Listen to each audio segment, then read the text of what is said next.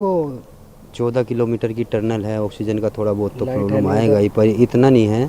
पर आदमी थोड़ा बहुत रुक सकता है, काम कर सकता है, इतना है। क्या क्या हो रहा रात में? ऐसा है, वहाँ पे अंधेरा है, लाइट है नहीं उस साइड। जिस साइड हम गए थे पानी ऊपर से गिर रहा है, पानियों की आवाज़ आ रही है। और जो साथ में एनडीआरएफ टीम भी थी वो हमसे जल्दी जल्दी बोल रहे थे चलो यहाँ से वापस। मेरे साथ वाला भी बोलने लगा चलो भाई एंड हो गया, फटाफट निकलो, क्योंकि ऊपर जो था वो बहुत खतरा है। Okay okay. हमें उस खतरे को ना देखते हुए हम आगे बढ़े। क्यों बढ़े? हमें उनका कोई मूवमेंट दिखाई दे या उनका हाथ या कुछ भी। हाँ, हम ऊपर पे हम देखा हमने, मगर हमें वो दिख रहा था ये गिर भी सकता है। फिर भी हम उनके चक्कर में आगे बढ़े। हमने कोई उनका हाथ दिख जाए, हमें उंगली दिख जाए या उनका कोई मूवमेंट आ जाए तो हम उन्हें लेके जाएं। मगर जब हमें कोई नहीं दिखा तो हम वहाँ से रिटर्न आ गए, क्योंकि हम भी अपनी जान खतरे में जब डाले, जब हमें सामने वाला बचता हुआ दिखे। हमारे इस टाइम हमें दिख नहीं रहा था वो, अब दिखता तो हम लाते ज़रूर। अब हम सोच रहे हैं टीबीएम मशीन है, उसका बैक फ्रेंड है, उस पर हम इस्तेमाल अब प्रोसेस उस पर लगाएंगे।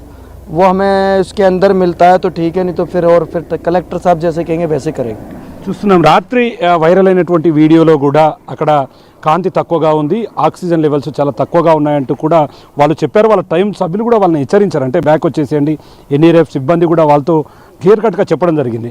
దాంట్లో ఉన్నటువంటి మరొక వ్యక్తి మల్లిక్ కూడా ఉన్నాడు. మల్లిక్ क्या क्या हो रहा अंदर, क्या हो रहा आज जा रहा कैसे वो उस अंटे अंदर वाले को आज पहचानते हैं क्या?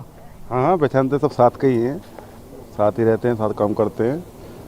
बस ये अभी आएंगे तभी बताएंगे। वो दो ही आदमी गए हैं अभी, क्योंकि अभी ये देख रहे हैं कि आगे कैसे बढ़ा जाए, कितनी जल्दी काम हो सकता है, बस उस प्रोसेस में भी चल रहे हैं। आगे देखते हैं कितना कंडीशन है, कितना टाइम लगेगा, सब चीज़ का जायजा रहने लगा, क्या क्या ज़रूरत चीज़ पड़ेगी उसको तुरंत अभी मंगाना पड़ेगा, एडजस्ट करना पड़ेगा ना। तो तीन दिन में पहले 3 दिन में कुछ एनडीआरएफ है और कुछ रेस्क्यू टीम्स है, वो पूरा तक 50 मीटर्स सामने को नहीं जा रहा है अब तक। कल एक ही दिन में आ गए पूरा स्पॉट के लिए। आप कितने दूर है, आप स्पॉट के लिए कितने दूर गए आप लोग? नहीं, स्पोर्ट्स तक हम पहुंच गए हैं, स्पोर्ट्स तक पहुंच गए थे, जहाँ पे पूरा गिरा है वहाँ तक पहुंच गए हैं।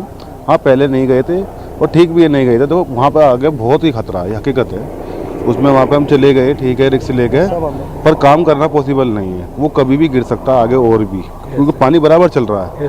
जब तक पानी चलता रहेगा तो कभी भी गिर सकता है। और लटक भी रहा है, काफ़ी पत्थर भी लटक रहा है।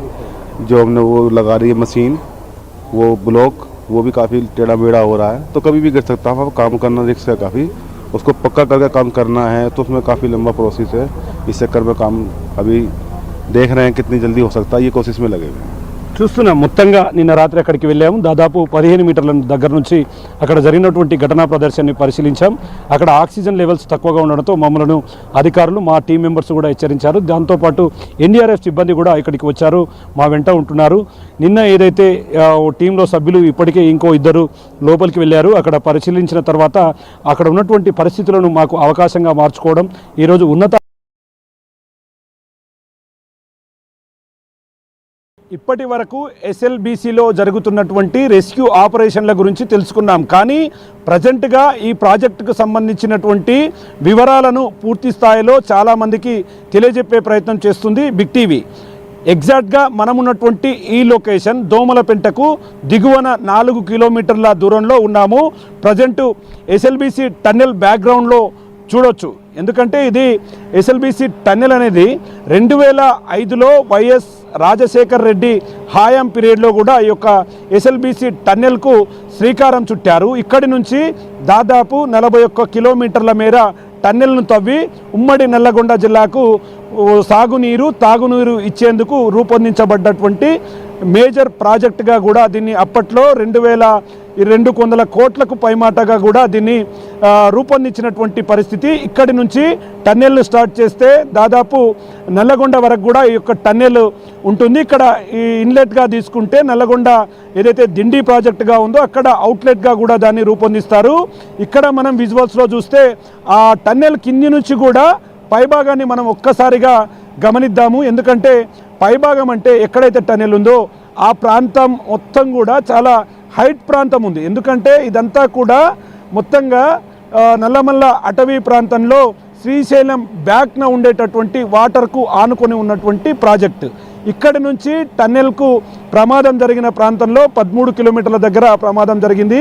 మిగతా అటువైపు నుంచి కూడా దాదాపు 27 కిలోమీటర్ల మేర టన్నెల్ వర్క్ కంప్లీట్ అయినటువంటి పరిస్థితి. ఇంకొక 9 కిలోమీటర్లు తవ్వితే దీనికి సంబంధించినటువంటి మొత్తం వర్క్ కంప్లీట్ అయ్యేది. కానీ తెలంగాణ రాష్ట్ర ప్రభుత్వం అధికారంలోకి రావడం, టన్నెల్ పనులు వేగవంతం చేయాలని మొదటి గ్రీన్ ఛానల్ కింద 2000 కోట్ల రూపాయలను విడుదల చేయడం, 4 రోజుల క్రితమే ఈ పనులు స్టార్ట్ కావడంతో లోపలికి వెళ్ళిన సమయంలో ఈ యొక్క ప్రమాదం చోటు చేసుకుంది. ఇక మేజర్గా ప్రాజెక్టు సంబంధించి అసలు ఈ వాటర్ కనెక్టివిటీ ఏ విధంగా ఉంటున్నది మాత్రం మనం వివరించే ప్రయత్నం ఒక్కసారిగా చేద్దాం. మనకు కెమెరా పర్సన్ చూపిస్తున్నటువంటి విజువల్ ప్రాంతం టన్నెల్ చూపించాడు ఇప్పటి వరకు. ఎగ్జాక్ట్ టన్నెల్కు ఆనుకున్నటువంటి ఈ గోడ ప్రాంతం ఏదైతే ఉందో దాదాపు 100 మీటర్స్ ఉంటుంది. 100 మీటర్స్ నడుచుకుంటూ వెళ్ళే ఈ యొక్క మధ్యలో ఉన్నటువంటి ఈ భాగం మాత్రమే శ్రీశైలంకు సంబంధించి వాటర్కు, అదేవిధంగా టన్నెల్కు మధ్యలో ఉన్నటువంటి గ్యాప్ ఇది. ఈ గ్యాప్ను దాటుకొని వెళితే మొత్తంగా మనం బ్యాక్లో శ్రీశైలం వాటర్ను చూసే పరిస్థితి కనిపిస్తుంది. ఇక్కడ మనం చూడొచ్చు ఈ ప్రాంతం అంటే ఈ మిడిల్లో ఉన్నటువంటి ఇది మాత్రమే దాదాపు 100 మీటర్ల డిస్టెన్స్లో మాత్రమే శ్రీశైలం బ్యాక్ వాటర్ ఉంటుంది. మన శ్రీశైలం బ్యాక్ వాటర్ను కూడా మన కెమెరా పర్సన్ చూపించే ప్రయత్నం చేస్తాడు. ఎందుకంటే ఇక్కడ మనకు బ్యాక్లో కనిపిస్తున్నటువంటి ఈ ప్రాంతం అంతా కూడా మొత్తంగా నల్లమల్ల అటవీ ప్రాంతానికి దగ్గరగా ఉన్నటువంటి ఈ యొక్క శ్రీశైలం జలాశయానికి సంబంధించినటువంటి వాటర్ను చూస్తున్నాం. ఎందుకంటే టన్నెల్ చాలా లోతులో ఉంది, వాటర్ చాలా పైకి ఉంది. ఇక్కడ ఈ భాగం అంతా అంటే టన్నెల్ కంప్లీట్ అయితే ఈ భాగాన్ని తీసివేస్తారు. దానికి మనకు ఈ గోడ భాగం ఏదైతే ఉందో ఈ గోడ భాగాన్ని క్లియర్గా తీసివేసి వాటరు తీసివేయడంతో ఒక్కసారిగా వాటర్ అంతా కూడా ఎక్కువ ఉన్న సమయంలో వాటర్ టన్నెల్లోకి వస్తుంది.